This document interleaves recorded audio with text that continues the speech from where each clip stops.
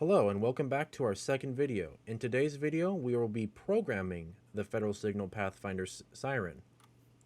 First things first, you're going to need to plug in your Federal Signal Pathfinder into your computer via the provided USB cable that they gave you, or a very similar USB cable. I believe it is just a micro USB cable, so either cable will work. Assuming that it's all connected and working, we're going to first open up System.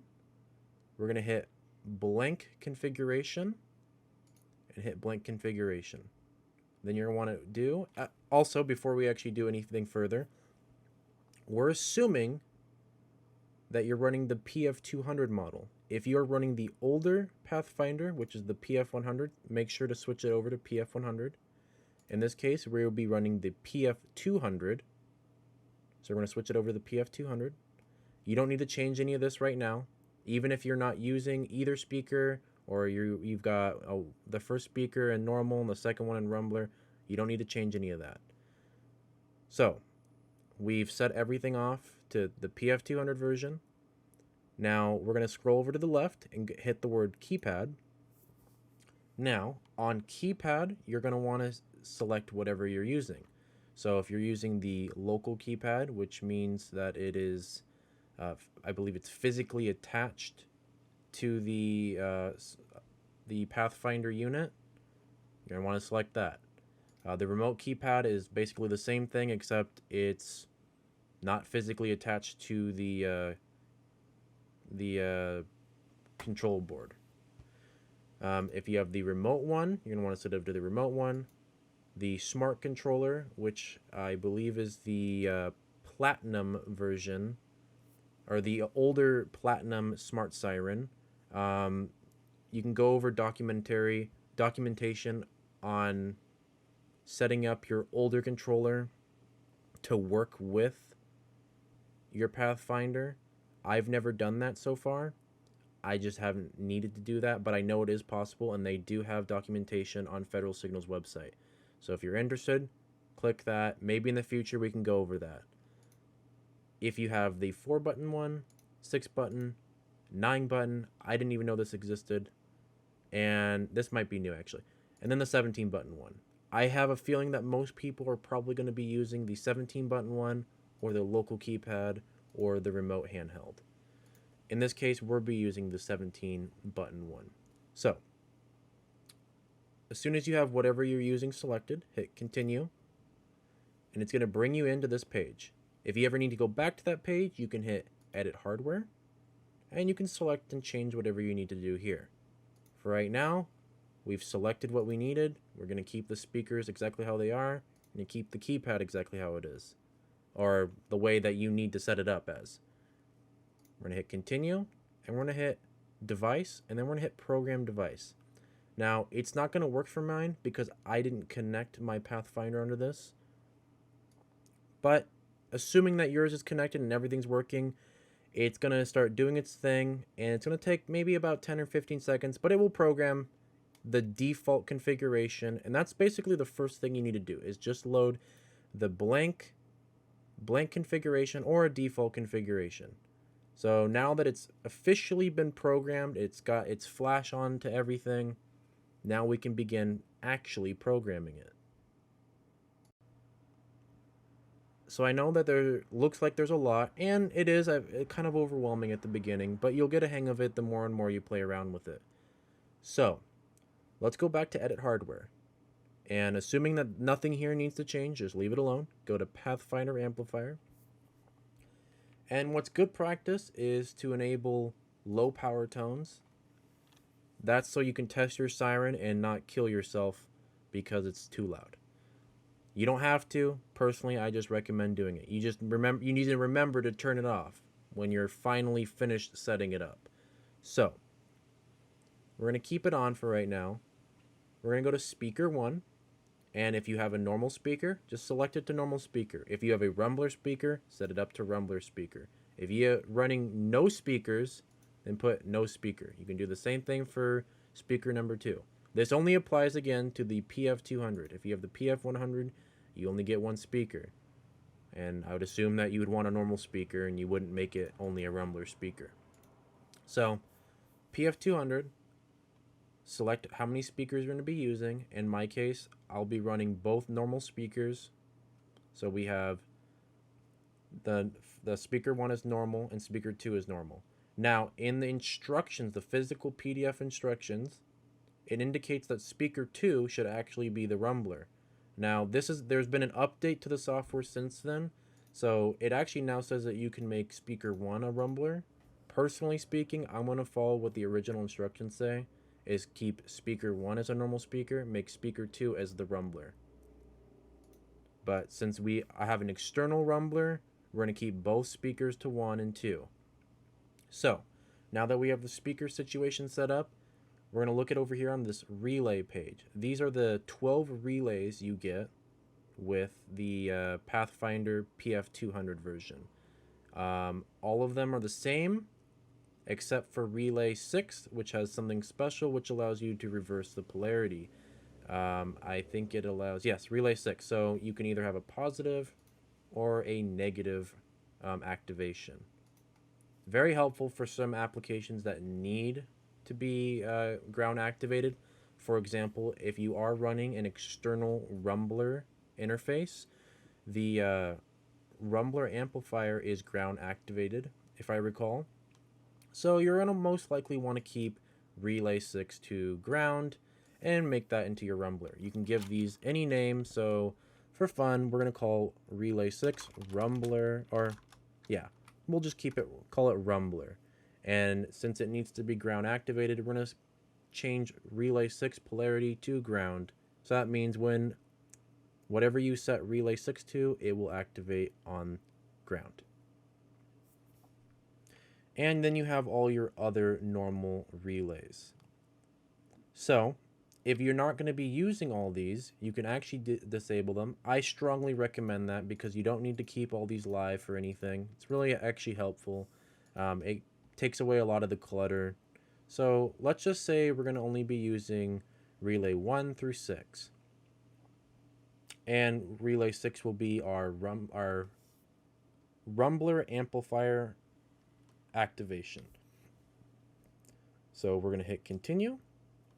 And now we're on the default 17 button control pad. So what do you need to do? Whatever you're trying to set up. So in this case, let's say slide switch 1, we want relay. We're going to go to relays and we're going to select whatever relay 1 is to any pattern. So whatever relay 1 does, most likely a light in this case, we can set it to any of these patterns, or if you have your own thing going on, you can just set it on to on, which is just a steady burn. It doesn't flash, it doesn't do anything, just on. You can also dim it too if you needed to dim it. This is really helpful for brake lights and things like that that we'll cover soon in the future. So in this case, let's say relay 1 is some form of ion or micropulse. We're going to just set it on to something that I personally like is single 90. And let's say relay 2 is also a ion or micropulse in the similar location. So let's put the location as in the trunk. So relay 1 is right next to the license plate on the passenger side. Relay 2 is the driver's side license plate light. So let's say that relay 1 flashes red. Actually, you know what? Let's make it even easier. Let's change the name. So to change the names, I didn't actually go over this. You go to edit hardware again. You go to relay 1 and you can change the name. So we're going to call it micro pulse license plate driver. Well, that makes it much easier actually. And then we can just copy and paste that over here, remove driver, and change it to passenger. So now we have relay 1 as the micropulse license plate driver, and relay 2 as micropulse license plate passenger. This also assumes that the micropulse or ion or whatever you're using pretty much only has one light. If it has 2 different colors, then you're going to obviously need to make more relays. So in this case, we're going to say that the ions or micropulse only have single color. And even to emphasize that, we'll put relay 1 as red and relay 2 as blue. And you don't have to do anything special, just hit continue, and now it has a name, much easier to remember. So we're going to change micropulse license plate driver red to single 90, keep the phase at 0, and we're going to change the passenger blue side to single 90, and we're going to change it to phase 180. So what that is exactly the opposite. So when one is on, the other is off. And you can actually do this cool little thing. If you hit this play button, you can kind of see a little bit of a preview of what it's going to do, as long as you don't highlight anything. It's a little glitchy. I actually have never really used this too often. It doesn't look too good now that I look at it. But when you actually program the Pathfinder, it'll work really well. So once you actually like whatever pattern you set it to, in this case, I set it to single 90. You can set it to whatever you want. I set it to single 90 because I think it's short and sweet pattern and doesn't annoy everything that looks at it. So we're going to set back, like I said, the first one to phase 0, second one to phase 180. So they're exactly the opposite. So they flash exactly the opposite. So when one's on, the other one's off. This one's on, that one's off. And if you decide what you like, you're going to hit device, you're going to hit program device, and it's going to program it. Like I said earlier, I don't have anything actually plugged in right now, but assuming it was plugged in, it's going to program. 10-15 seconds go by and it will do its thing. So when you set it over to slide switch 1 on your control head, it should theoretically turn on whatever lights you physically turned on. In this case, it's going to turn on my license plate driver and passenger side on and then off. So if you want to switch it over to slide switch 2 in this case, you're going to have to do that again. So you're going to have to rinse and repeat. So we're going to go to single 90, and then switch it over to phase 2 for slide switch 2, because it doesn't remember what it was doing before. So you need to input it every time. In this case, some people would make a virtual. We can go over that in the future, but in this case, we're doing a very simple guide on just the relays. We'll go over virtuals in another episode. So slide position 1 does that. Slide position 2 does exactly the same thing, but let's say we want to turn relay 3 on. So what does relay 3 do? Let's give it a name. Relay 3 will do micropulse.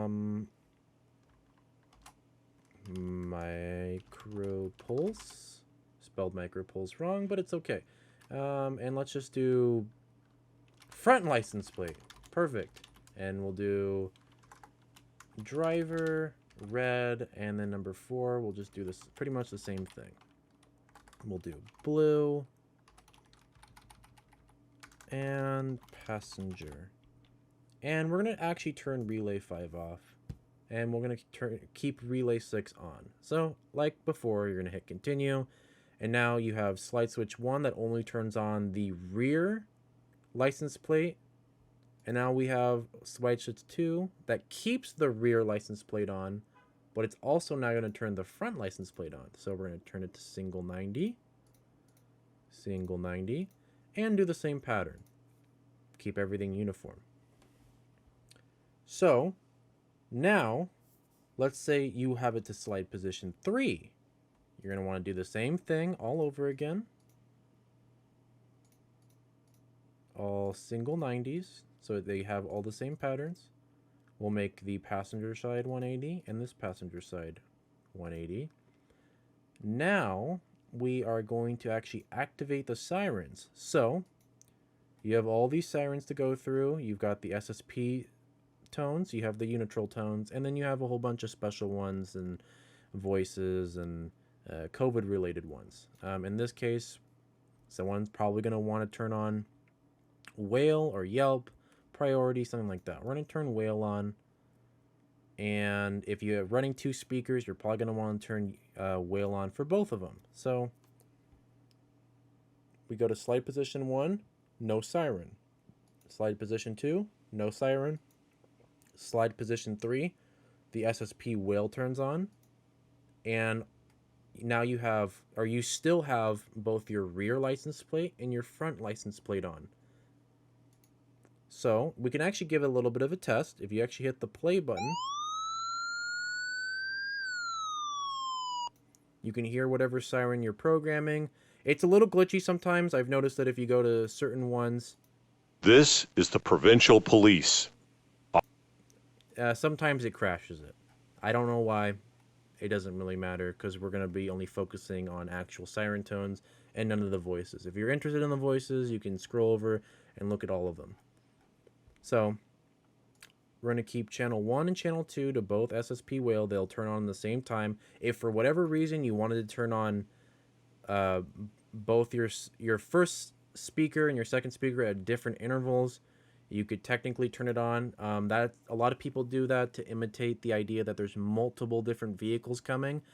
For some reason, that does grab attention from people who are driving a lot easier if it sounds like a bunch of cars are coming. So that's just an idea to think of. In this case, we're going to keep them both to phase 0 because we want both of the siren speakers to only do one thing. If you want to imitate the idea that there's multiple vehicles coming, you can give it a little bit of a delay, 45, 90, or you can give it an entire delay, or even further. So now that we have everything the way we like it, we're going to hit program device, and it's going to program and do its thing. Now that everything's programmed, give it a test on the Pathfinder, and everything should program. Everything that you program should work as normal. Assuming everything works, congratulations, you've now programmed your Federal Signal Pathfinder. Thanks for watching. If you liked the video, like, subscribe, send it off to a friend that might be having some difficulty in programming it. I know that we covered a lot in a little time, but watch our next videos and we'll go over more details. Thanks again for watching.